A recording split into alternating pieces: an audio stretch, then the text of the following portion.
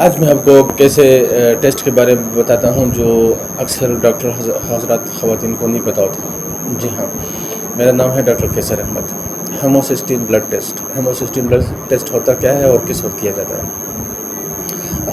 آپ کے پاس اکثر مریض آتے ہیں میگرین کے، شدید سر درد کے، پارکنسنس کے، الزائمر وغیرہ کے.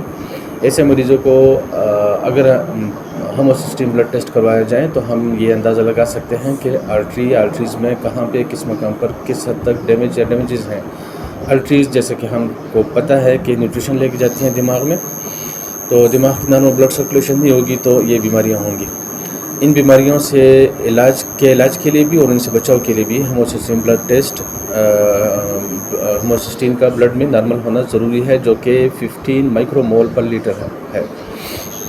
میرا یہ ذاتی تجربہ ہے کہ ہیموسسٹین بلڈ ٹیسٹ کے ذریعے ہم اپنے مریض کو آئندہ آنے والے اسٹروک سے یا الزائمر سے یا پارکنسن سے یا ڈیمنشیا سے بھی بچا سکتے ہیں، اور موجودہ مریض جو بیٹھا ہوا ہے ہمارے پاس اس کا بھی پراپر علاج کر سکتے ہیں، جو اکثر ڈاکٹر خواتین حضرات کا خیال ہے کہ ان امراض کا علاج نہیں ہو سکتا یا ناممکن ہے. نارمل رینج رکھنے کے لیے ضروری ہے کہ ہم اپنے مریض کو نمک کا بھی استعمال کروائیں. ایسے مریضوں کو مزید معلومات کے لیے اپنے مریضوں کے صحت کے لیے سبسکرائب کریں.